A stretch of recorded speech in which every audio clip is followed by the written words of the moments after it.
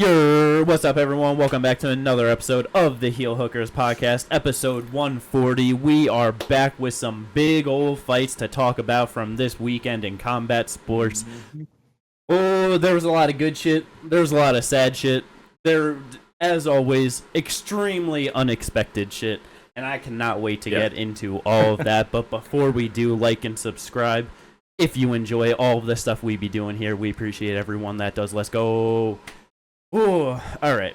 We gotta start it off with the shit that doesn't matter nearly as much to us, but it is pretty impactful in its own way. Yeah. Jake Paul versus Mike Tyson happened this Friday on Netflix. It being on Netflix was easily the biggest thing about this fight. The one thing, like, just afterwards, you know, like, just thinking about this thing and everything, it's, like, always given Jake Paul the, like, respect for just being smart and, like, just orchestrating all of this fight after fight to constantly get the right people involved, to constantly make himself bigger, grow, and, you know, get more attention. This fight, to me, like, is really the one where I don't understand how, like, the more general audience doesn't see that, like, this is it all coming together. It's like, he started off fighting, fucking Nate Robinson, who was like a free throw basketball person or some shit like that. I don't know. He was like a NBA player, a former NBA player, one of the shorter ones, who's like 5'9". I gotcha. But yeah, like, you know, just like, yeah, an NBA player, then goes to Ben Askren, who is a fucking 37-year-old wrestler in MMA. You know what I mean? After having a hip replacement. Yeah, like, just constantly working up to being the person to get Netflix, the biggest streaming site across the entire world, to be like, we're gonna put you as the headliner for our first live event that we're ever doing in the history of our company.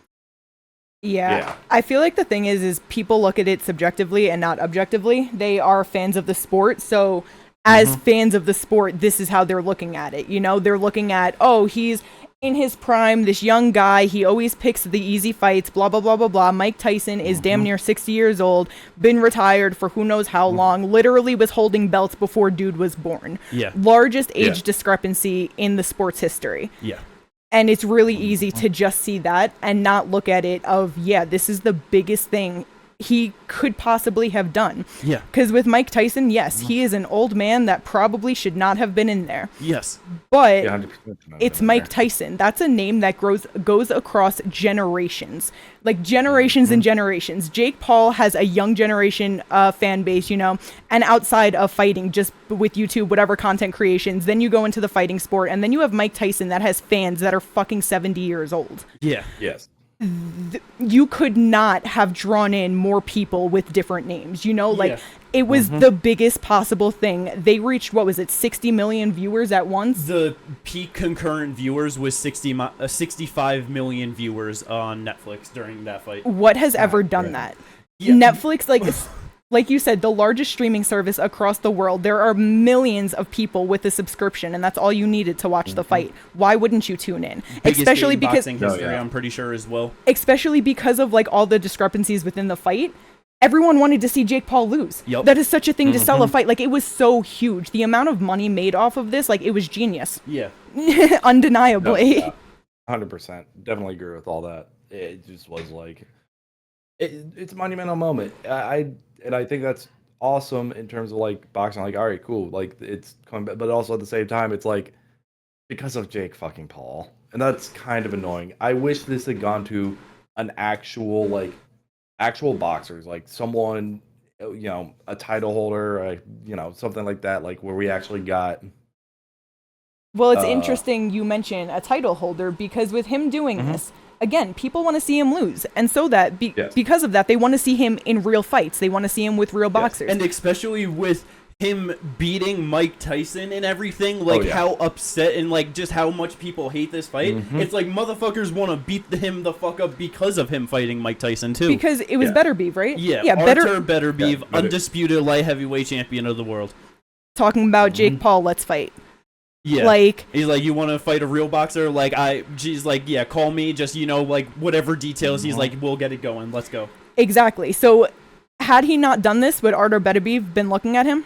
No. This just put him on such a huge platform that now if he actually wants to box and be in these huge boxing fights, he has a pathway. They're looking at him. Yeah, man. Like 2 years ago, like Jake Paul saying, "Oh, like I'm gonna fight Conor McGregor, I'm gonna fight Canelo Alvarez," you know, like that was like everyone looked at him like you're living in a fucking fairy tale. Like, what the fuck are you talking about? You know what I mean, bro? End of 2024.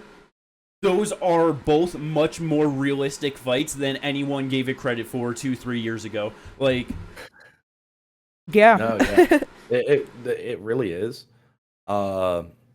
I do think still, like, I think one of the biggest things I've noticed throughout Jake Paul is like throughout his career, throughout like the way he acts outside of outside of the ring, the way he acts on YouTube, and the way he acts like just generally, even in like the public eye, you're very much like, oh, this is a rich kid brat type person. Da da da.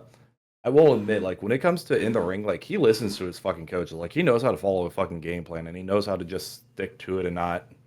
Like it is actually interesting to see people like somewhat try to fight his ego, and he's just like, no. Like that's like actually really like a big thing that I think people need to kind of notice is he can actually stick to a game plan, and he can actually like his talent level isn't that high still. Like his level of actual boxing skill is not that high, but he is able to just follow a game plan and just do what his coaches say, and that's already huge.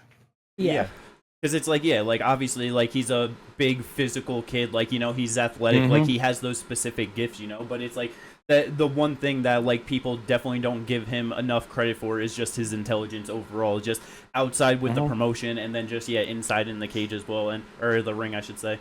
But it's like, with the fight itself, Mike Tyson, he had a whole maybe 3 minutes looking of life, you know, of like actually moving decent, trying to push forward, land some shots on Jake. As soon as the second round ended, it was just like, okay, this is done from here. You know what I mean? He did get clipped early and, like, you know, looked a little rattled, and that was just like, okay, like, that's not good. But it's like Jake did land some pretty decent shots on him throughout that, like, the rest of those rounds, and like he really did eat them pretty fine. Like that, like for all things considered, of like Mike just being a 58-year-old man and just shouldn't be in there and everything. It's like, I feel like just what he was actually able to show, it's like people, you just got to give him the respect for that. You know what I mean? Yeah, for sure. No, yeah, 100%. Just 58 years old, just no legs on him in like the third to eighth round, and just bobbing and weaving, slipping jabs that Jake is throwing and trying to counter. You know what I mean? It's like, that's fucking crazy, man. Like, no, yeah, like like he deserves respect for getting back in there, but at the same time, it's like, there's no athletic commission that should have sanctioned this fight. Not at all. That's why they were in Texas. Yeah, no, exactly. Also, sorry. No, go ahead. Oh, because I was just going to say, like, two things about it, because a lot of people, you know, especially when it comes to boxing, want to talk about things being fixed. One note of things that I saw was, like, how it wasn't on betting lines in certain states. And it's like, it wasn't on betting lines in certain states because that's ran by the commissions, and most commissions didn't look at this like a real fight. They were 2-minute rounds. It's fucking Mike Tyson, who's old. Like, all of the things considered, they didn't look at it like a real fight. So therefore, they didn't put numbers on it there. And I seen something of them, like, predicting how the fight would go. And is it really hard to predict that an almost 60-year-old man would only have about a round of life in him? And then proceed to look slow and bad the rest of the fight. Everyone thought he was going to get knocked out, and he survived. It's like, shit isn't fixed. Like, at least this wasn't, you know? Like, not only that, like, the whole fix thing, the whole, like, oh, well, it's fixed, so they don't. Pro wrestling is scripted 100% of the way through. There are betting lines for pro wrestling pay-per-views. Yes, that is not a worry. That's like, if they find something sketchy, they'll investigate it. Like, that's the thing. It's like, so the fact that that's even an argument is kind of like, just okay, you just don't know betting that well. You don't know what goes on in like some of the other things. And then also, the thing with people with this fight is they were looking at the way he looked there in the ring, and we're watching the training videos that we had been seeing all throughout the build-up. Here's the thing about those videos. They were edited to living hell. There were so many cuts. You don't know when he's doing this. You don't know how long he's been doing, and it's just like, guys, you need to. I was telling my friends who I ended up watching the fight with, lower your expectations of what you think Mike can do. This is not going to be what you think it's going to be. Yeah, and like I would love to see Mike Tyson knock out Jake Paul. I just don't think that's going to happen because he's a 58-year-old fucking man. Yeah, and it's like one of those things too, where it's like as soon as I saw him walk out, he had like the little knee, like band or like the knee wrap like on his shit, and it's he just had like the compression sleeve on his knee. And so it's like right away, it's like okay, that's not good, and it's like every single one of those videos, he doesn't have that in it. Like that's something where it's like Usman, as of recently, fighting with it. You see him wearing it and protecting it in his videos because that is a problem. If Tyson had a problem while he was doing those videos, he would have been wearing it or doing something. You know what I mean? It's like clearly something happened with his knee, like probably in between the pulling out from the fight in July and then now fighting in mid-November, you know? Like, it's a 58-year-old man, you know? Exactly. Like, that's the whole thing. It's like, dude's 58. We haven't seen him fight in forever, and the only things we're seeing are training videos that have been heavily edited to show like what he's able to do. That is just not a way to be able to say, hey, yeah, no, I believe this guy can do it. It's like I need to see like a lot. Like I never tune in to watch the live workouts because it also kind of is like a little bullshit. Like none of them are really like that serious. So and the fighters don't take them that seriously. It's more just like, I'll do a little thing here, get a little cardio in, help my weight cut. Just that's really promotion, about it. really, like just have the fans gather and stuff. So even then, like it'd be hard to gauge. Like the only way I'd be able to have gauged is if like we were in the gym while he was doing his work during camp to see like what he would have looked like, and it's like that ain't happening. Exactly. But moving on from that to some real fights, because underneath that main event, we had some actual real shit going on. Katie Taylor versus Amanda Serrano 2 in the co-main event. The first fight was the biggest fight in women's boxing history, the first women's fight to ever headline MSG. Everyone talked about it. That was the greatest women's fight of all time. And this second one absolutely delivered on every single level throughout the entire single fight. Amanda coming out round one and rocking Katie Taylor early. It was just like, oh, is it just gonna end like this, you know? Katie tough holding in there. But the biggest story of this fight coming out of it, because Katie Taylor wins unanimous decision on all three judges' scorecards, wins by 95-94. Gets a point deducted during the fight because of just the blatant headbutts and just leading with her forehead going into the clinch. And that opened up a nasty cut on Amanda Serrano, which she then continued to just left hook the shit out of throughout the rest of the fight, which it's like, obviously you're going to do that. You know, it is what it is. But it's like, for that cut to get opened by a headbutt and then clearly on the judges' scorecards get weighed so heavily against her when she outlanded her by, I believe, 107 strikes, had better like striking percentage overall in what she landed. I don't really understand how Amanda Serrano lost that fight. Yeah, it's like you said, they definitely just weighed that cut way too much when they definitely shouldn't have, because it opened up from a headbutt. And yeah, it just sucks because Amanda was doing way more. She looked real good in there. Yeah, Katie rocked her like that one time, but Amanda had her hurt multiple times. Like, she was just looking real good in there, putting pressure on her, had her backed up a lot. Like, I don't get it. I don't understand it at all. Like, coming out of the fight, once we got to, right before the decision, I'm like, yeah, Toronto definitely won that fight. There's no way that, she's going to lose this fight. And then unanimous decision.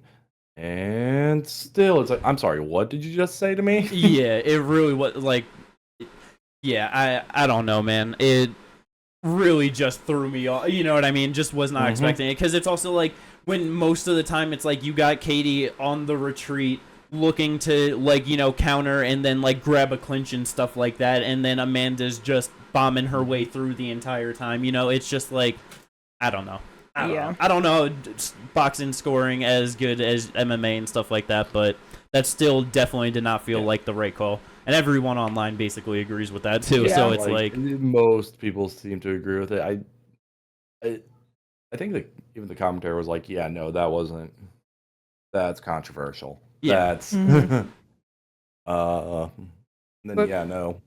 Speaking of commentary, real quick, if we can go back to the Tyson Jake Paul fight, how much were you guys paying attention to the commentary? I don't remember anything they've said. I know I was listening, but I don't remember anything noticeably sticking out or anything.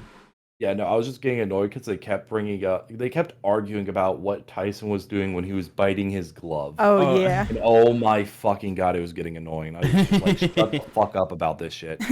Move the fuck. Okay, but what else were they supposed to talk about in that fight? They needed something. I know, they got to keep it going. They're just throwing gas in a fire. It's annoying, but they know they can't just let the dead air go. Yep. No, yeah. But I want to give a quick shout out to Amanda Serrano's coach because we can't forget that. He said, Katie Taylor, you're a beautiful girl, but you got a big ass forehead. Bro,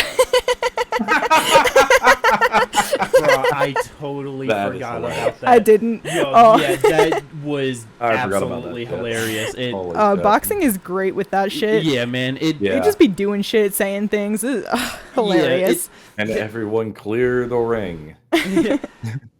It's just it's just so funny as much as MMA can just feel like the Wild West and just wacky shit goes on, and boxing has just been established for literally over 100 years, and it is just way more wild. Yeah, because wait a second, how did we skip over when they were showing Mike Tyson in the back, and then all of a sudden he turns around and his ass cheeks are out? Bro, what was he wearing? Yeah, oh my god. That would never happen in MMA. No. Yeah, bro. They straight up showed a 58-year-old man's ass live on Netflix to a fucking... That's a family channel, man.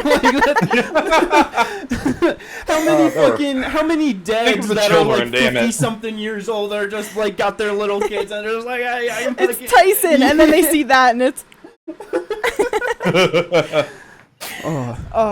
Incredible. Y'all could have let Tyson get his shorts on or something. Bro, I just don't even know why he was walking around like that in the locker room. I don't, how did that situation come where he was just like that and then they're like, yeah, let's interview him like this. I don't know. It was very funny. Weird. But yeah, it was a great fight though. I don't know what they'll end up doing. It's Amanda Serrano, she's been a champion in seven different divisions. I believe she was an undisputed champion at 126 pounds, and she was fighting Katie Taylor at 140, the only division she hasn't scored a knockout in. So clearly far above the weight that she is fighting at her best at, trying to compete in this division, but still putting on great performances.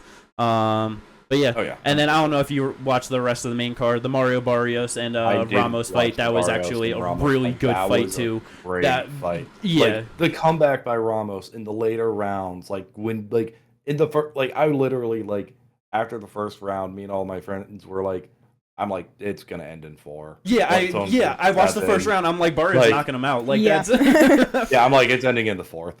And the second round he gets hurt again. And then he just starts coming back. Yeah. And it was insane. It goes to a draw, which I was everyone was trying to figure out who won. I'm I could easily see this going to a draw. Yeah, I wasn't easily going to a draw. Yeah, I wasn't scoring it or anything, but when they said the draw, I was that felt right. I definitely did not feel mad at that at all. Yeah. One judge had it one way, one judge had it the other way, and then one had it straight down the middle. My favorite kind of draw, a split draw. It's the greatest way to go. One of the best results in combat sports, in my opinion. And then, and then just quick mention, the Goyat Nunes fight. That shit was so... I did not see that fight. It was just so funny throughout the entire 6 rounds. Just hilarious boxing. It was beautiful to watch. It was beautiful isn't the word, but it was definitely funny. Yeah, very entertaining.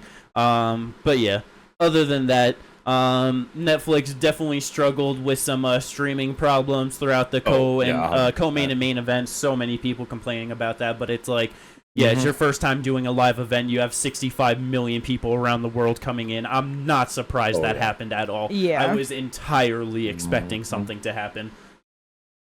No, yeah, 100%. I was oh yeah, this is gonna go well. Bro, I mean, not for nothing. One of the biggest. Yeah, like for most of it when it was bad, it was just like blocky and pixely. You know, it's not even like it was pausing and like cutting out. ESPN had significantly more problems. Oh yeah, I consistently have way more interruptions with ESPN and stuff, and it's like and it's one of those they've things been doing too. it for fucking years now. It's Yeah, like, what the fuck? And it's one of those things too, because it's like I know whether it's an internet issue or not because I be streaming for all the fights. So if it's an internet problem, my stream starts lagging and stuff. But it's never the stream; it's always just ESPN. It's terrible. Somehow like I said, the TV app is somehow better than the website, and it's like I don't know how that's possible. It's terrible though, but good for everything that happened for everyone on Friday, getting it done. But yeah, moving on from the fights in Texas to some good old fights in MSG, UFC 309. I was extremely disappointed at the very start of the card, or I should say the pay-per-view portion, because them just showing, last 2 years, all finishes pay-per-view main card straight. Like, 2 years, it's like, damn, that's kind of crazy. Like, can that continue? With all of these fights on the card, I was like, I wouldn't be surprised if, we got all finishes. And then we only got one finish on the main card. And that just happened to come in the main event. John Bonesy Jonesy taking on Stipe Miocic. John Jones wins by third round KO. That spinning back kick to the body was absolutely beautiful and vicious. Just folded up Stipe on the spot. Wasn't even to the side on the liver, was on the opposite. Just right to the ribs. Yeah. Like, bro, you saw an indent when his heel left the body. Yeah. Because that was the thing. You saw that it was all heel that landed on that. It was absolutely perfect. With that, there's so many different things to the fight, because obviously coming in, just all the different narratives. First thing with it, how do you think both guys looked to compared to your expectations coming in? Ginger, you can answer. I was about to say, compared to my expectations coming in, John Jones actually looked not great. He looked he looked slower than he normally does. He was getting caught by shit he should not have been getting caught by. Because Stipe looked really bad. He was exactly how I thought it was going to be. Stiff, slower, not as mobile as he used to be. Yeah. And it's just with Jones getting caught by some of those shots that he was getting caught by, I'm just like, maybe Jones is losing a quarter of a step. It wasn't way worse. It was just there are things that I can see other fighters who are around the same, size and everything of Stipe who aren't, ancient, being able to do way better against Jones than what Stipe was able to do. So I think that was a big thing. Jones was also not throwing a lot of kicks, not doing a lot of the normal stuff at first in the first round. He got the trip, which was beautiful. I will say that was a beautiful fucking trip. But it was just, I don't know, it was weird. Stipe was hesitant throughout the whole fight, which I kind of figured would happen. And I don't know. See, I'm actually kind of surprised that you said that, because I really thought that this was, to me, the best John Jones has looked in a while, in my opinion. I feel like maybe that half step he might have lost might just be being up at heavyweight, and we've actually seen him in a more extended fight now at heavyweight, opposed to zero gone. It's like that, and it's it's because with you saying losing quarter, half step, whatever. It's of course he's a 37-year-old man. Yeah. You know what I mean? He is not prime John Jones. He was in prime John Jones in 2019 when he was fighting Thiago Santos, and we're 5 years removed from that. Up a weight class. You know what I mean? Of course he's not going to be at his best, but I really just felt like this was just much more of a vintage performance from him, where it's he was, because the first round he went out there, I think it was the front kick or the side kick to the body that he threw, and then as soon as he did it, that's when he caught the trip, which that was just absolutely crazy to just hit that on Stipe. And then the ground and pound, like that was... Yeah, the ground and pound was great. Like that really felt like a throwback to just not even like, you know, me watching and like when he was like ground and pounding like Alexander Gustafsson in like 2018. That felt like a throwback to like the highlights of, you know, like him smashing people, like, you know, like reigning and defending at like 205. But then like just, yeah, throughout the second and third round, like he was mixing up the kicks to the body super well, kicking the inside leg, trying to throw up to the head kicks. Like he was just touching in the body. Like I felt like the diversity in his striking was completely there. And it's like, yeah, he was definitely getting like touched a little bit by, you know, like Stipe with some of the shots that like, you know, in his prime probably would have like not been getting hit by. But Stipe is one of the bigger guys that he, you know, like has fought like compared to like some of the guys at 205. And it's also like, yeah, Stipe's older and he's 42, you know what I mean, is definitely not in his prime. But it's like, I wouldn't have been surprised if Stipe came out worse in this fight than what he did, in my opinion. Because it's like, I know, like, you know, you said that he was, like, slow and stiff. He was for sure slower, you know, than what he normally is. Like, you know, even in his last fight with, like, Francis or anything. But, like, he's never, like, I feel like he's always looked and kind of been a stiff fighter. Like, you know what I mean? The thing is, like, I've always described him as, like, before this, it was, like, jerky. Like, he just was, like, very... But it wasn't like stiff. Like this is like a different type. Like it's just, it felt completely different than what it did back when he was like defending against Francis for the first time, fighting DC and things like that. Is what I'm for sure. At. Yeah, he had a bit. His strikes had slight bit more fluidity. Yeah, it's and like I don't know. I guess that's one of the things where it's like, yeah, you know, these are fights, you know, like 5 years removed, you know what I mean, from like when it happened and stuff. So it's like obviously they're going to be slower, not as good with like from their prime. But I feel like from what they both showed, like coming in, it would like to me they both showed more than the narratives coming into it. You know what I mean? Where it was like, oh, Stipe's just an old guy. He's going to get run over by John Jones. If he was just some old guy that was going to get run over, that fight was done in 2 minutes like Cyril Gane because he was getting destroyed by those elbows in the first round. You know what I mean? Like it was close to him almost running over fucking Stipe. To be fair, like that first round, like he had really been able to get some... Hell, I'm surprised he didn't throw more 12-6 fucking elbows. Like dude... You can, but you know so I mean? Yeah, like I don't know. I like it definitely was not a great performance from Stipe, but I really thought that John looked on point, and if anything, I thought this was probably the best performance he could show going into like if he were to fight Tom Aspinall next or something. You know what I mean? Yeah, which is just funny bringing that up, you know, the Tom Aspinall fight, because Dana talking about, oh, there's no fucking way the Pereira fight is happening. Did you hear him talking about that at all? I know that, like he said, you know, that if he defended against Tom, then like he would do the Poatan fight. Yeah, he was saying next. But the thing is his biggest reasoning is because he likes Poatan, and after seeing Jones's wrestling in this fight, like, there's just no reason to do that. Poatan's doing his thing, there's no reason to bring him up. I mean, he said that about Tom Aspinall, like, for Poatan, like, too, like, you know, a while back, like, when people were like, oh, it's Poatan Tom, you know, and he's like, no, like, let Poatan do his thing, you know? No, yeah, but he did say that if both of them bothered him enough that he would do it. So there is that slight chance there, but that's if Poatan even wants to, you know what I mean? Yeah.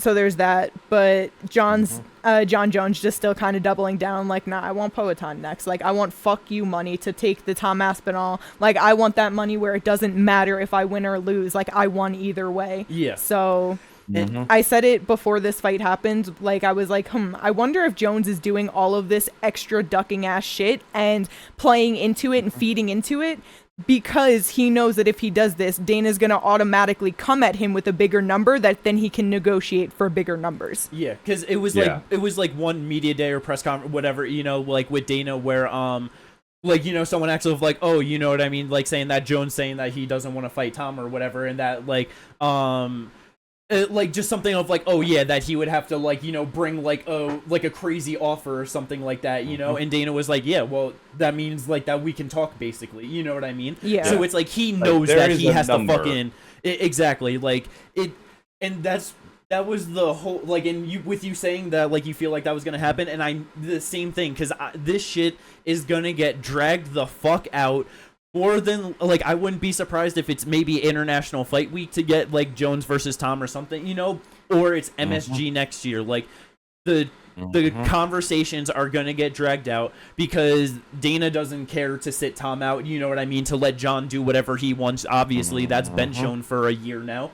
And if Poaton's just constantly doing his thing while that negotiation is happening at heavyweight, that's only going to make that more likely to happen with, like, Jones and, Poaton. So then Dana's going to have to, like, up the offer for Jones to fight Tom. Even it is going to be a whole mess for a while. Yeah, it is going to be a whole mess, and I'm wondering if we're going to get a very similar arc when it was Jones versus Ngannou, when Jones would have been coming up from 205 to fight Ngannou, where we're going to start getting that type of talk from Dana where he's going at John again. Because that's entirely possible. That's not off the table. No, I know. With Dana being so adamant of like, oh, Jones, if he wins, is fighting Tom Aspinall next, and Jones being so adamant against it, it's like I knew that was easily a possibility because when Francis beat Stipe, Dana was like, oh, John's gonna move to middleweight if anything. You know what I mean? Like he was saying like Jones would be fucking terrified to move up to heavyweight to fight Francis. Like. And that's why I feel like Jones is like playing into the ducking shit because of the fact that, he already knows how it'll go, but he also knows that Dana hates to not unify a champion. He hates to lose a champion. Oh, yeah. So if you start already talking like, nah, I don't want that fight, fuck that, like, I'm just not interested in it, just putting it out there like, no, I want this fuck you money, like, it really puts it in Dana's head. You either lose a champion or you're coming at me with some good numbers that we can talk about. Yeah. So, you know, I wonder if with that, it might make it go a little bit quicker, because if it's International Fight Week, that's not terrible. 7 months, you know what I mean? That's okay. Yeah, especially for someone who's 37, I could see that. It's just kind of like iffy on everything because it's just like we're talking about two of the, like, excluding Connor, two of the biggest egos in the fucking sport in Dana White and John Jones. Like, legitimately, two of the biggest egos. Like, that's just something that always is going to end up with very drawn out negotiations because for sure they are both fucking hard-headed and they're not going to want to cede any ground, really. Last mention on this, it was so sad to see Joe just go over to Stipe afterwards and then just kind of ask him the basic, like, oh, what was different about this fight? And kind of the thing of like, oh, you fought a legend in John Jones. Like, what was your game plan? What were you expecting? What happened that you didn't? Like, oh, what do you want to do next? You know what I mean? Like, I don't know. It just felt shitty of just those generic answers. And then Stipe just being like, yeah, I'm retiring, hanging it up. Like, I'm done. Thank God. You know what I mean? And then just walks out and that's it. It's like, brother, you guys fucking knew that he was going to retire if he lost this fight. The most, like, the entire build to this fight to justify Jones fighting him, you use Stipe as, oh, the most decorated heavyweight champion and all these things. The only time you're ever going to show Francis Ngannou's face on your broadcast ever again is Stipe punching it to show how good he was. You know what I mean? All of these things. And you can't do nothing for him afterwards. It's like, I don't want to, like, to, like, throw disrespect on him, but it's like the two names that, like, came to my mind right away. It was like Michelle Waterson Gomez and Carla Esparza. It's like Carla, two-time champion, so it's like, I get it. Not a single fan ever gave a fuck about her. More fans in that building throughout the entire week were for Stipe than John Jones. You know what I mean? Round one was Stipe chance. Yeah, like, it's, like, so she gets it, but Stipe doesn't. Michelle Waterson Gomez never fought, like, never even close to winning a championship or anything like that. You know what I mean? Yes, a fan favorite and, like, has headlined, like, done a lot for them. So it's like, again, I get it. She not take away from them, but he should get it too. Exactly. It's like everything that he has done in his career over the past decade inside of this octagon, and you can't do shit for him but to just send him off on his way. Yeah. Fuck you guys, man. Like. Yeah, no, that's shitty. Like, that was shitty. Like, goddamn. fuck y'all. Yeah, that just is, like one of those things. It's the like, dude's come a on, fucking man. Come on. two-time heavyweight champion, defended it four times? 4 times overall, 3 consecutive Yes. to be the first one to get 3 in a row in the division. Yeah. All the legendary champions you've Like- had at heavyweight, and Stipe's the one to do that. Like, And you can't do shit for him. That just, oh my god. And it's like in MSG too. That would have went crazy. Like, Yeah. everyone. Oh my god! Like, it doesn't matter that Jones was like the New York guy and everything. Like, they were giving him all the love and respect after the fight and all that. Because he won in dominant fashion. Makes sense. But it's like, if you flip all that love and respect to Stipe, like from the broadcast, the fans would have given it all right back. You know what I mean? It's like, No. Yeah. 100%. But from one championship fight to not a championship fight, but the first fight, it was a championship fight, and what an incredible rematch it was.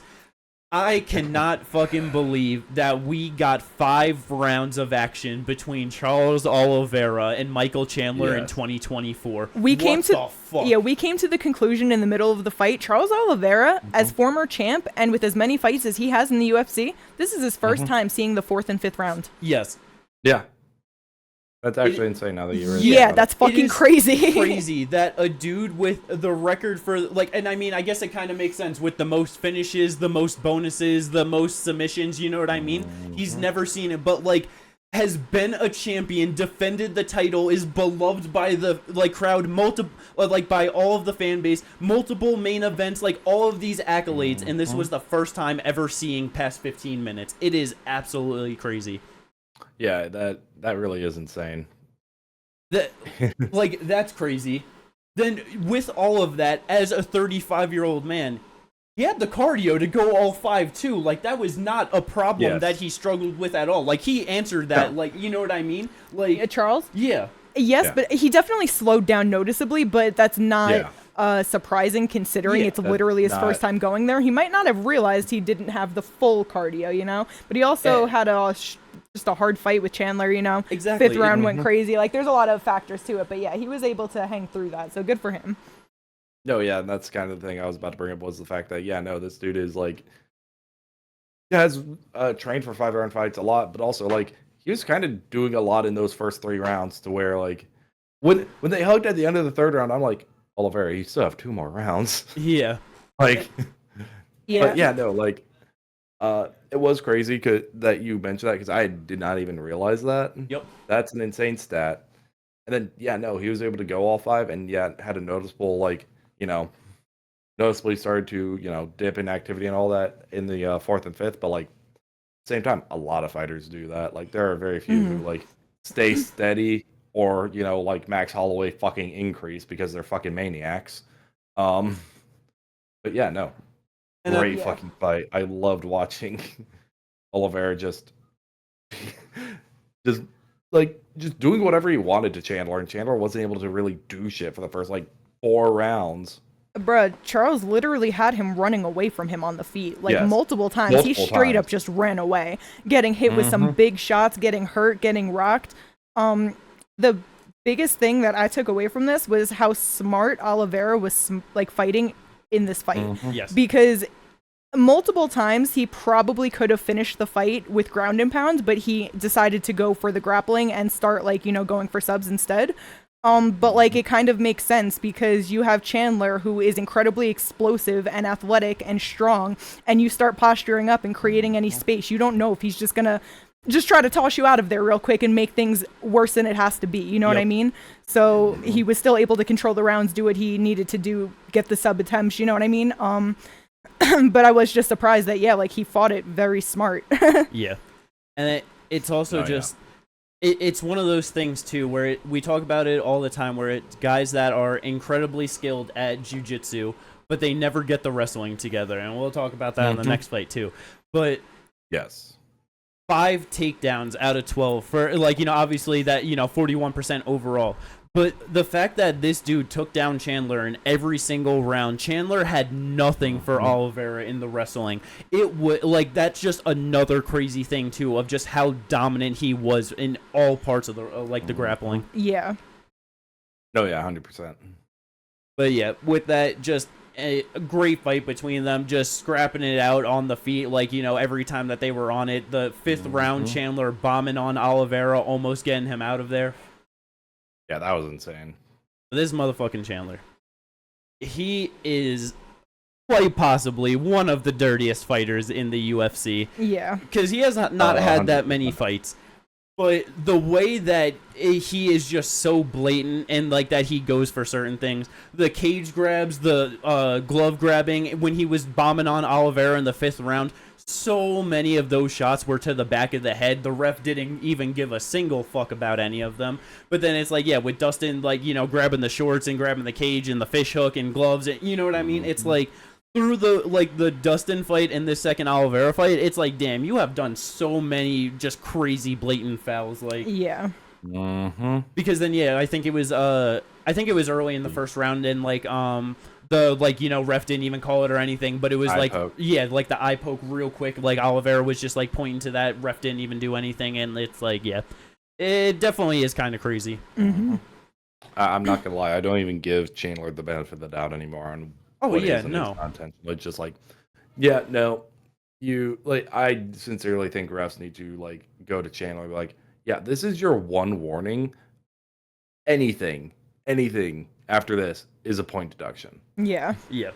Because he is one of the dirt, and then he has the nerve to complain about the 12-6 elbows from the back that Oliveira was landing legally, doing, and legally, and I literally posted like, because someone was like, said the same thing. I'm like, look, cheaters don't mind cheating until they believe it's being done to them. Yep. And that's exactly what was happening there. Yeah. And even so, it's like, with their form of 12-6, when you're laying down, it doesn't count anyway, right? That would have been legal in the previous rule set, as opposed to this one. Like, either way, it would have been legal. When like, you're laying down, there ain't no clock on the ceiling. Complain at that point. It is crazy, but great fight though. Got fight of the night honors. It obviously makes all the sense. We all knew coming in that more than likely it was gonna end up getting that, as long as it made it out of the first round. So I think we get the fight that I want. What do you think? Oliveira and Max Holloway. You think that's gonna be next? Yes.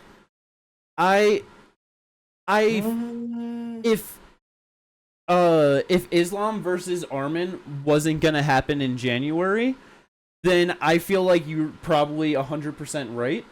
But I feel like right now it just doesn't really make the most sense, because I feel like the UFC is gonna have Oliveira next. You know what I mean? No problem. It's like he's like, they need to do it. He wants to be front row, when that fight happens. I feel like the timelines just like work out better. Max just getting knocked out in October, you know what I mean? Like, that was only a few weeks ago. It's like he definitely needs some more time off than, you know what I mean? And he wants to fight and he wants to come back like International Fight Week with Holloway. That's what he said, remember? Okay, I didn't remember said, that like, he said that. Yeah, he said like, I think a good time to come back would be International Fight Week. So I don't think Oliveira, like, even if you were to sit out that long, he's going to be wanting to get a title fight, and I think that's exactly what he wants. That title back, he really does. Yeah, I think he really wants. At this point, it doesn't really matter who it is in terms of Arman or Islam. I think he would prefer Islam because it's the man who essentially took the title away from him. Yeah. So I believe that is more than likely what Oliveira wants and what Oliveira is going to wait for. Like, Oliveira isn't like the most active to begin with. He will fight 2 to 3 times a year most of the time, but he does not mind. He would not. I do not believe he would mind waiting for something like this title fight with Islam or Arman Fargyukian. No, yeah, I do agree with that, and I do. It's one of those things where we talk about a lot. It's timelines. You know what I mean? It's like, so it just sucks because I would not mind at all if we just went to Oliveira versus Max Holloway. You know what I mean? Like, at any point you can make that fight. Like, that is going to be an incredible fight. You know what I mean? Yeah. But I do agree with you, Ginger, where I think Oliveira's gonna take the smart play, and it's like, yeah, it's a big fight, a BMF title fight, they would more than likely put that on the line because it's like it's Oliveira. You obviously do that. So it's like, you know, he could easily end up with getting that and getting pay-per-view point. You know what I mean? But it's like, I think he's going to take the smart play and just wait for the winner of the undisputed title. No, yeah. With Michael Chandler. He called out Conor McGregor afterwards. He also called out Max Holloway. Yeah. Do you think that could be the more likely thing where, with like you said, you know, Max wanting to come back International Fight Week, if Chandler decides to just, you know, sit back on the sides, just wait to see what Conor's doing, where he can be put in with whatever, but if Conor doesn't come to fruition, do you think we could get him versus Max International Fight Week for the BMF title? Yes. Yeah, it's possible. It just all depends. Because honestly, like if Conor wants to come back, and let's say he wants to come back International Fight Week, I want to really piss off Chandler. I want it to be Max Holloway versus Conor McGregor. I mean, I wouldn't have a problem with that at all. Like, that's a great rematch that you could go to at any time. You know what I mean? I just really pissed. It's just Chandler off. Give him someone like. Actually, I think him versus Fiziev would be a great fight. Chandler? Yeah. I mean, that would be a goddamn good fight. And Fiziev needs a fucking fight. Yeah, I don't know where the fuck he's at or what's going on with him. I feel like I remember seeing something recently that he was like trying to get a fight or something. Yeah, he's been trying to get a fight. I feel like the problem is that timelines. Not only timelines, but yeah, like things are sticky. You know, it's like they want to do things certain ways with certain fights. 5-1 is just like, not that he would get one of those fights, but like it's just hard. Yeah. 6, Dan Hooker just got there, you know, but that was off of a fight that was booked, so Fiziev doesn't have a fight in there. I don't know what's going on with Benny. Gamrot just lost, and, you know, I know that was his last fight where it was the injury, so I don't even think they're going to care to run that back. Like, there's just no reason. You know what I mean? Like, it's just, 155 is really hard, and I feel like it's probably fight severely down or wait until something's open. Yeah. Like. Yeah. I mean, I could see them going to him versus Benny if Benny's actually trying to still fight. It was like, I feel like I saw something knows what the fuck that like Benny was like trying to come back to, you know, like recently, but I just don't know if Benny's gonna fight someone like Fiziev. I mean, maybe because he, you know, might just be like, okay, I can grapple this guy, you know what I mean? But no, exactly. Like, it is a hard matchup on the feet, but if he gets a hold of him, you know, he should be able to drag him down, whatever. It's just like, the thing is with 155, it's a fucking Shark Tank. Like, the guys in the top 15 like really don't like. There's not like easy matchups just about anywhere unless your name is like Islam or Armin, who are able to take down anyone they fucking fight. Yeah. So yeah, we'll have to see where exactly Chandler can fit into the equation at 155 pounds. Let's go. Going on to the featured bout, Bo Knackle gets a unanimous decision win over Paul Craig. Just another fight I really didn't think that was going to end up going to a decision. I was also very surprised that we got 0 grappling attempts from anyone in this fight. Just very surprising. Afterwards, Bo gets on the mic and was just saying that he was just very happy with that performance, that he dominated Paul Craig on the feet for, you know, like across all 3 rounds, and you know what I mean? What are your guys' overall thoughts on Bo Knackle's performance in this one against Paul Craig? I mean, I think he won every round, but dominate on the feet? I think that might be a little bit of a stretch on his end. I think it was a domination. Definitely a stretch, because it's like he was definitely landing the more impactful strikes. Yes. But the striking was pretty close in the sense of what landed, but Paul Craig outstruck him. Like, he just simply threw more throughout every single round. Again, like, not he still landed less with that, but like, you can't call something like this a domination. 54 total strikes landed to 48 out of 54 out of 85 and 48 out of 130. Yeah. It's like... No, yeah. Yeah. And even with the impactful strikes, it's not like he knocked him down. It's not like he had him super hurt. Like, he was just landing big shots. Yeah. Yeah, no, and it's like, if you go round by round, 16-13, 22-21, 16-13. Yeah, that's what I'm saying. Like, yeah, what landed was really close. Like, I'll admit, like landing 84% of your strikes in the second round, that's fucking amazing. Yeah. Like that is. And like insane. that's the thing, like he did cleanly win, and easily won that fight. But yeah, he won. But to call it a domination, yeah, I'm just disputing the domination. Yeah, definitely won. It's like definitely won 30-27. Like I'm not gonna disagree with that, but like he definitely it's like Dana did say it in the post-fight press conference because he's talking about moving to top 15, all that, and Dana's like, all right, let's slow the roll here a little bit because good. I'm glad he said that. We clearly see. He has a lot to work on. He's an up-and-coming prospect. He has a lot to work on. Yes, because my thoughts on this fight are I wasn't very surprised actually because like when it comes to the grappling, not only do you see it a lot that you get a grappler versus grappler and they never go to it, but Paul Craig is somebody that you cannot disrespect his jiu-jitsu. You simply can't. Bo's going to go out there and take him down and end up in Paul's guard? Oh no, exactly what Paul wants. Like, he works incredible off of his back. He said in the press conference he only needs one thing to win, and that's a triangle. So what did Bo do? He never took him down and never put him on his back. So I'm not surprised. I'm kind of surprised that Craig didn't shoot a little bit. Or not necessarily even shoot, but like try and grab a clinch and like just drag it down. You know what I mean? Because like that's where I feel as good of a wrestler, I'm not expecting him to go for like doubles or singles, but it's like that's where he's wacky, make it wacky. But that's where I feel like he was respecting the big shots from Bo, and probably didn't just want to go into his into his distance because Paul Craig was obviously a bit taller and longer. It's like I feel like he didn't want to get in there and get clipped by a big shot. We all know that Paul Craig is chinny as shit. He's kill or be killed. This was the third time in his whole career he ever went to a decision. So it's like, and to be fair, Bo has shown he has some power. Like that overhand right is the wrestler's favorite choice of strike, but it is powerful. He's knocked out a couple guys. Yeah, for sure. Or at least knocked them down. So it's like, And then with Bo, it's like this was his 7th professional fight. I'm not surprised that he didn't go out there and just decide I'm gonna throw bombs on him, run into something, and just get caught up in something stupid. He was fighting patient. He was fighting smart. The only thing he did wrong was call it a domination because that's fucking stupid. Yes. With that, I don't think he should get top 15. I really think that he should be fighting the Iron Turtle, Brad Tavares, Andre Muniz, like those guys.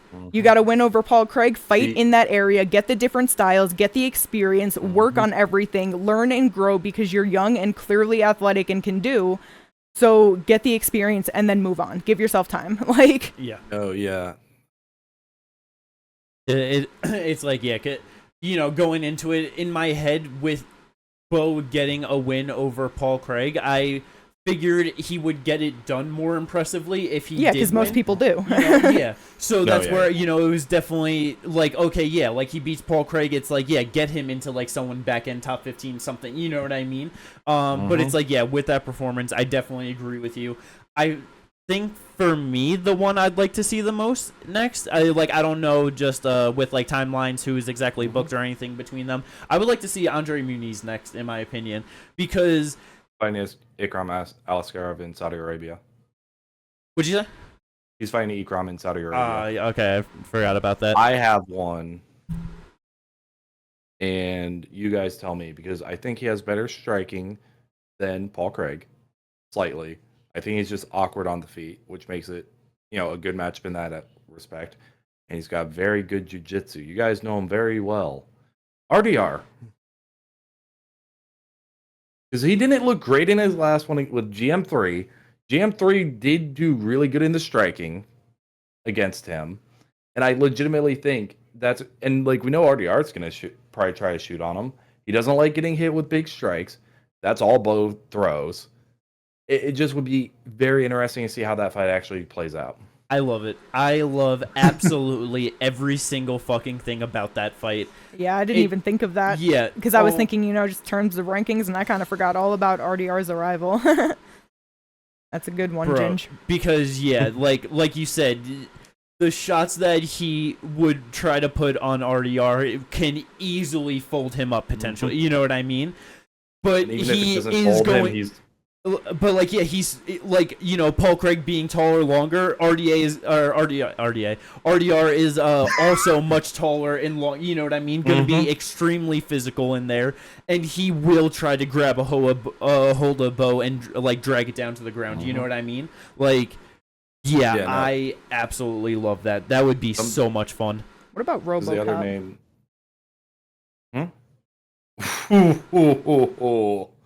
That RoboCop hasn't had to use his jiu-jitsu yet. Because he like does grapple, a bit. Like, he doesn't do it the most often, but he like does he doesn't use it a whole lot. Yeah.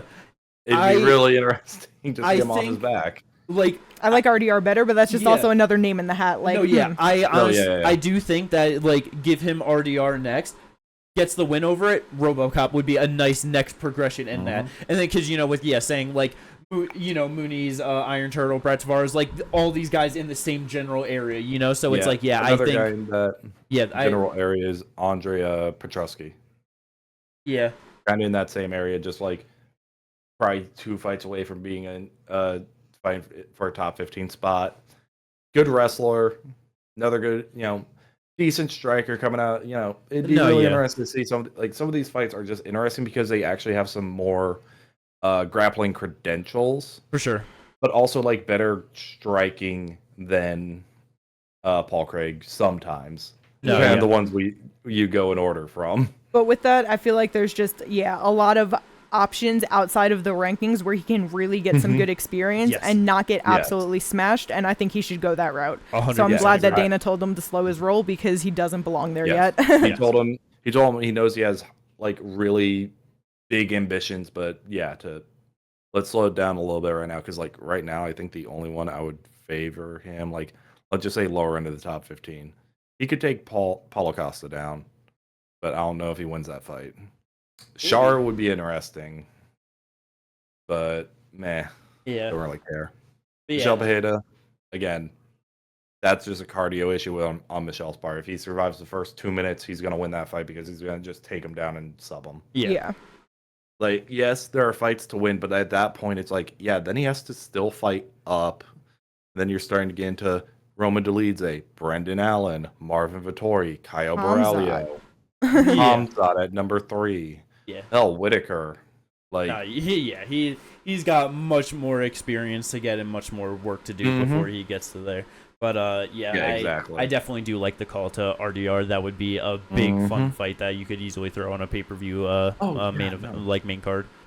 Yeah, no, like you make that the opener, the feature bout, like either way, like and Dana gets his. See, we have better fighters than one championship. Oh man. But going on down this main card, Viviane Araujo gets the unanimous decision win, gets the upset over Karine Silva. Very sad. I was really hoping Karine would be able to just get this win, the next step up in progression.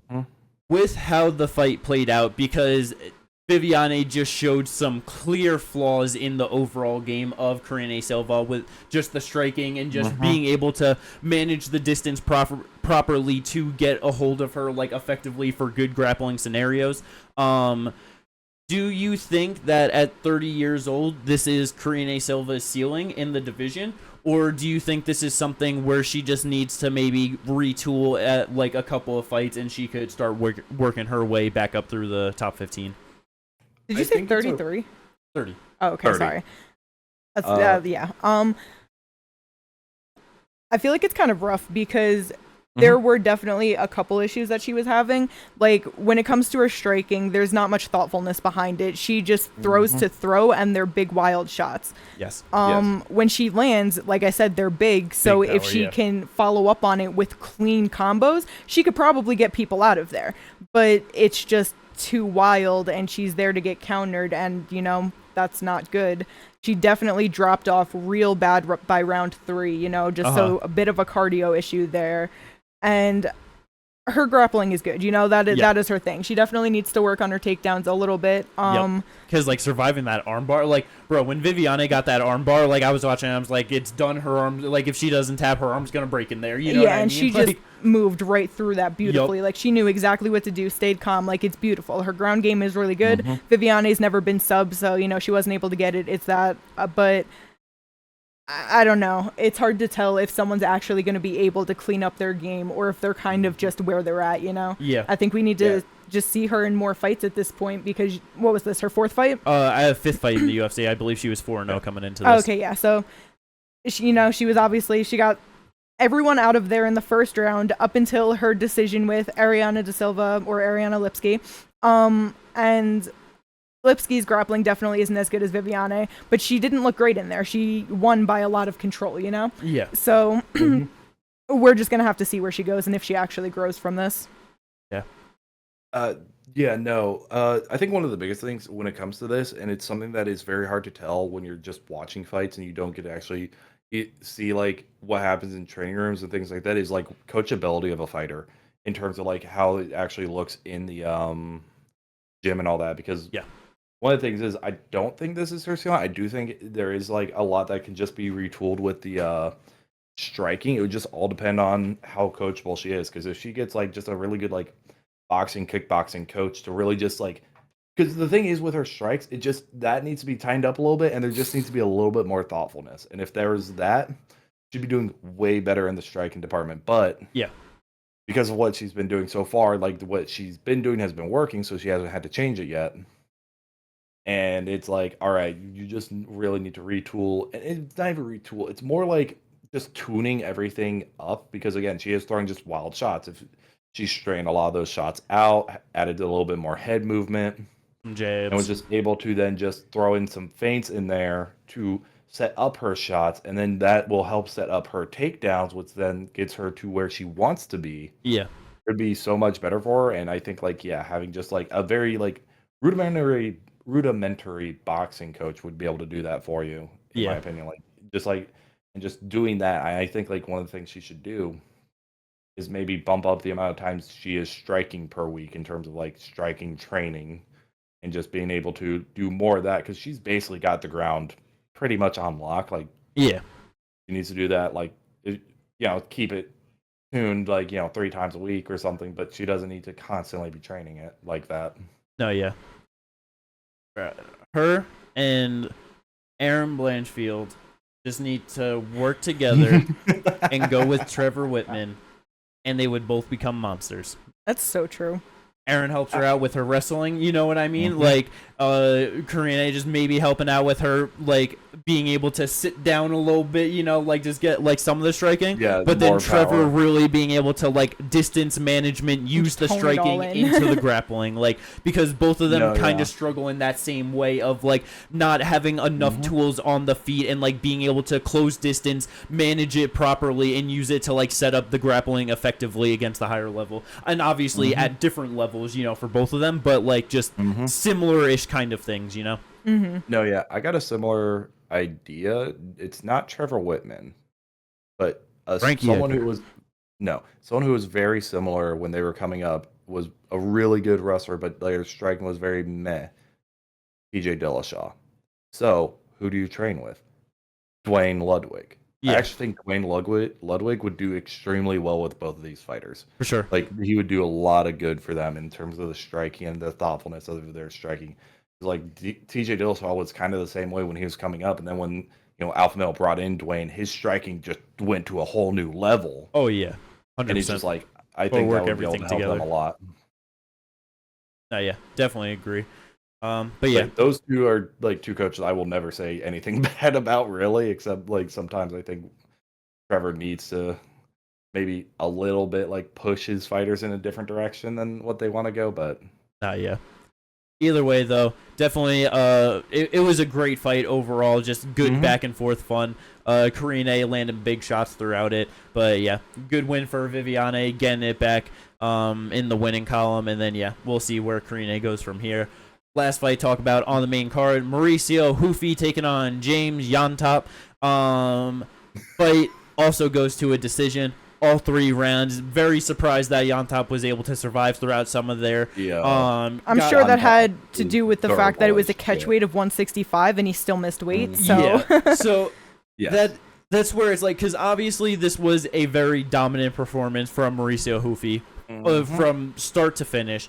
I feel like a lot of people probably thought that he should have been able to go out there and get the finish in this one. Do you think that with just the performance and just how everything went, do you think a big factor was, like you said, the catch weight being up 10 pounds, like on fight week, and then James missing it by a pound, 1.2 pounds, coming in 166.2?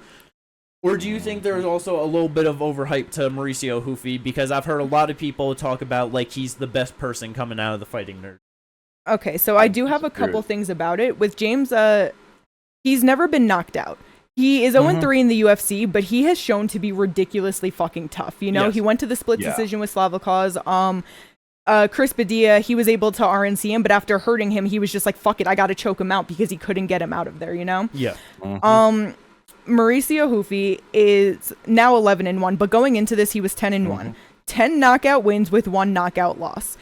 He has only saw the 3rd round 1 time in his career, and he definitely started to slow down and get tired. I wonder if it's just, with James just obviously being tough as shit and then adding an extra 10 pounds to him because of the catch weight. Like, I'm sure it was harder to knock him out, but it's like, everyone talking about how good he is. It's like, I wonder if it's one of those things of you're in the gym, you have great cardio, you can do great things, but now you're under the lights, you're actually getting hit, you're actually in this fight, the adrenaline is up, now it goes down. He almost got him out of there at one point, and I feel like that's where it definitely started to deplete a bit, was after he was trying to ground and pound him out. Yeah. So I feel like there's too many factors to really tell here, That's fair. Yeah. No, 100%. This was a little weird one because of all the different factors that came into it, because of, Yontop, this was a catch weight, and then he misses weight, and then all that, big stage with it being on the Jones Stipe card. And just, you have to think mentally how discouraging it is for you to hit, like, he hit Yontop with, like, picture perfect shots that would put anyone else down.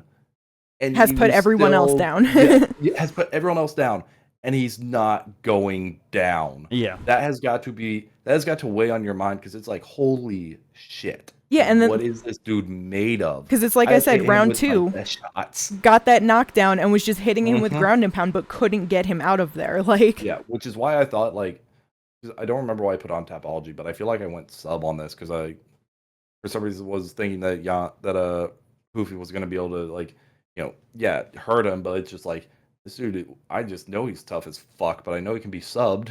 Yeah. So I was just kind of looking at it that way.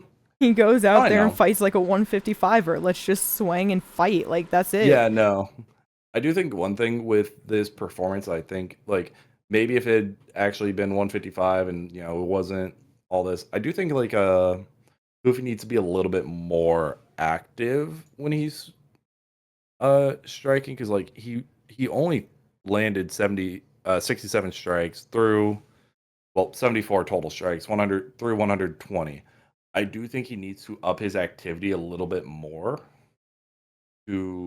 for him to keep progressing in this division. There are just going to be fights where he's going to get behind on scorecards just because, like, the opponent is doing more of those rounds. Yeah, he's definitely going to need to work on his cardio for sure, too, because I feel like that was a big part of it. It was round 2. He was just walking with his hands down.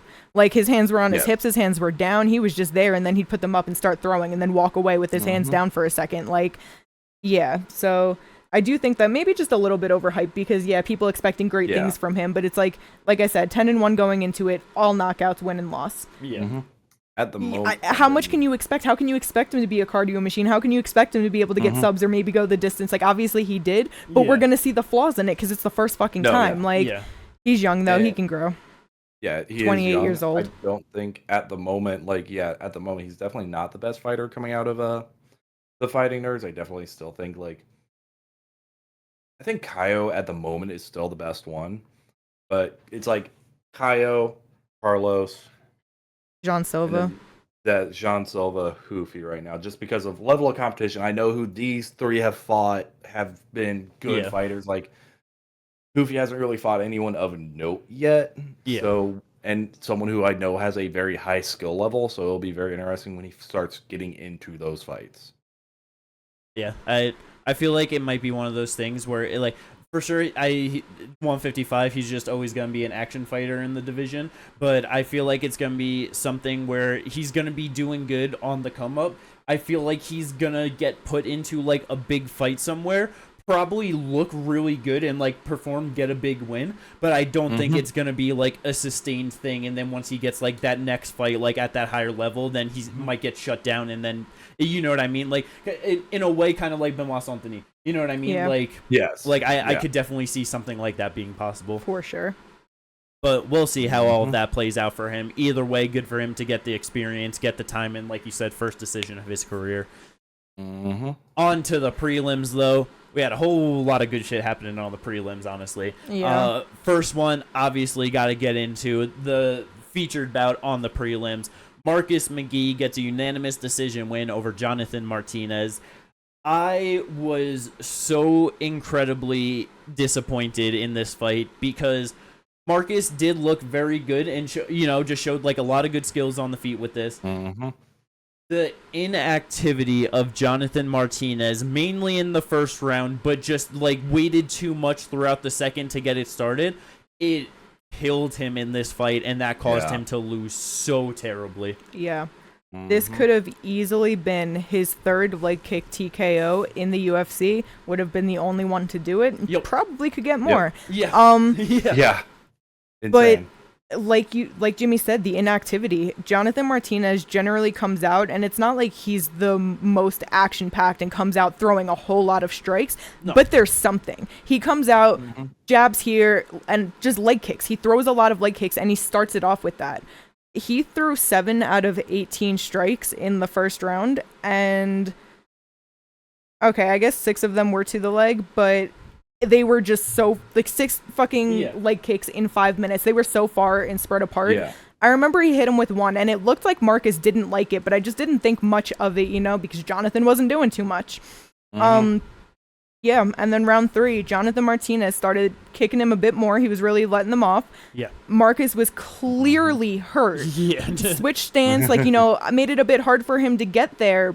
But then Martinez just clinched with him with 3 minutes left on the clock. Instead of finding those shots, he could have landed probably 2 more, and Marcus would have been down. It would have been done. But he clinched, wasted a lot of time, and it was done. He threw it away. Yeah, just to the mention of like inactivity, where it's like the Jose Aldo fight, like so many people thought like, oh, he was just like standing in front of him, not doing him as much, like as he needed, just like a bit starstruck in that moment.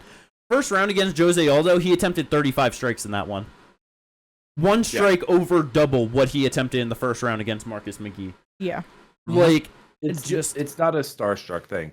It is literally just the way he fights. Like, he is like just a slow starter. He just does not start his. But this was like fast. But this was overly slow. Overly slow, yes. Like Adrian Yanez, yes, 16 out of 32. It's like it's not the most, but he landed just about as much shots as he threw in this first round. Like it was very noticeably nothing going on. 50%. Like that's kind of the thing. I wonder if it's a confidence thing with him as well. Like potentially just like losing to Aldo, and then now you're fighting someone who's you're having to fight someone who's unranked, older. Like you're just like, I don't know. Like there's a lot of things that could play a factor into this fight that we aren't thinking of because obviously we're not in the head of Jonathan Martinez.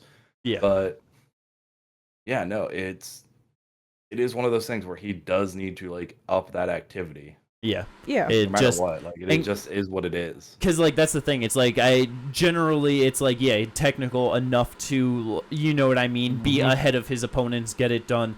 But getting into the top of the division where everyone is just as technical, if not more, or they're going to be much harder hitters, it's like, to your point, it's like he does just have to get more going to be more in control of these fights so he can win at the highest level.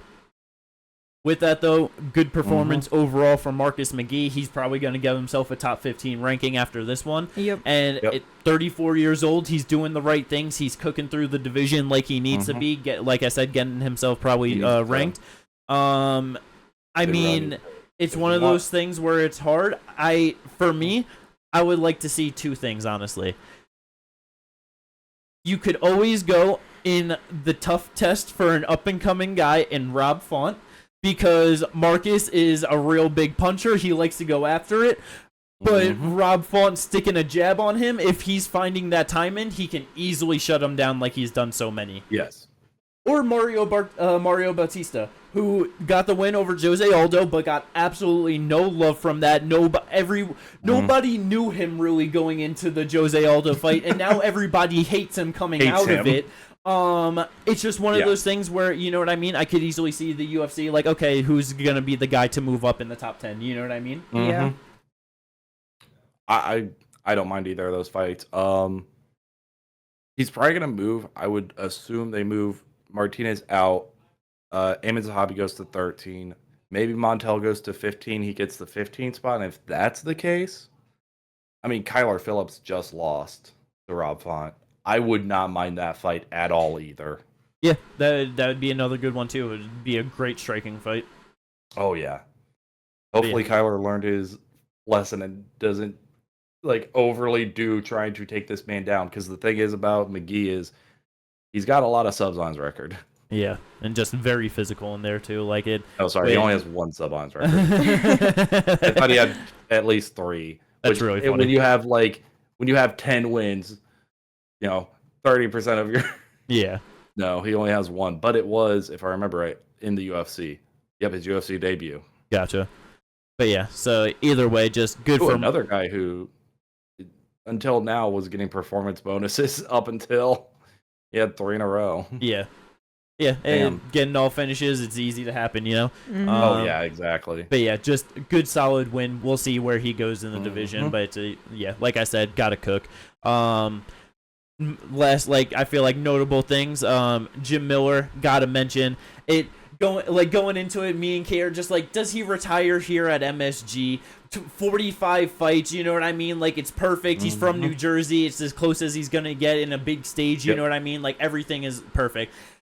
And then part of me is that would be awesome. Yes, he's old, but they're matchmaking him perfectly where he's still getting it done. He's still looking good. Yeah. He's still finishing motherfuckers out there. He's right around the corner from 50. It's I know it's one of those things where, yeah, it's just a number, whatever, but it's 50 UFC fights I feel look so much better than 45. Yeah. And then he brings it up after he gets a first-round guillotine over Damon Jackson, and I was just so happy to hear it. Brother, I can watch you fight these lower-level guys for as long as you motherfucking want to. Let's go, please. Yeah, he said, I still got some tread on the tires. Let's make it 50. Yeah. It's because what is that, 27 wins now in the UFC, I believe, with that? Yep. If he could end his career 50 UFC fights with 30 wins in the UFC, brother, get the fuck out of here. Easily a Hall of Fame fighter. Incredible, man. Just matchmake them right so they can secure it. You know what I mean? I was just thinking, fuck DC. Yeah. Look, if Cerrone can get into the fucking Hall of Fame, Jim Miller needs to be in the fucking Hall of Fame. Yeah, because it's he didn't get as high of a level or, maybe as many big wins as Cowboy, but it's all the things that Cowboy was loved for, that's basically all the things that Jim Miller does. You know what I mean? Plus this man fought half his career with fucking Lyme disease. Yeah. Come on. Who knows what he could have done in his prime if he wasn't dealing with that, you know what I mean? Exactly. But yeah, just an absolute legend, man. Love to see it. Did Damon Jackson retire? I know he said yes, he did put down the. He did retire, right? He put down the gloves, and he did refuse an interview afterwards. Because I was kind of when they, put it down, I was oh, they should have went to him, but they said that he refused it, so it's okay, I get it. Yeah, which I can understand. I can understand. There are times. Been a rough run. Yeah, I would. It's been a rough run. 1-4 in his last 5. The one win was a split decision that he could have easily lost as well. Yeah. Yeah. And it's the first 2, and the people he's fighting, it's still some of the more it's still in that mid tier where it's Dan Ige, Billy Q, Alexander Hernandez, Chepe Mariscal, Jim Miller. Like he's still. It's not like he's fighting the like terrible people and getting Yeah. losses. He's still like kind of in the mix. But like when you like go 1-4 in your last 5, I can understand. Yeah, 100%. Like damn, a lot of rough losses just throughout his yeah. career. But yeah, we'll see what happens with Jim Miller though. Yeah, keep the records going. Last couple mentions on this card. Marcin Tybura got a nice little bounce back win for himself against Jonata Deniz, who took this fight, after getting the fight canceled with Derek Lewis on that Edmonton card. Yep. Just got absolutely ripped apart on the ground with those elbows and everything. It's like elbows went real crazy this card. Yeah, I was so with how terrible the cuts and like the blood and everything were with Deniz, like from Tybura, I was so surprised that didn't happen to Stipe in the first round. That's what I was expecting the results from it. Got cut open with the last elbow in the last second. Yeah, but fucking Tybura, I'm pretty sure it was like cuts over like both of them, and then he had one under like another eye. It was just absolutely terrible. And then at the end of the second round, with the doctors looking at it, they called it, just saying that it was too much. Deniz just arguing it crazy, wanted to keep going.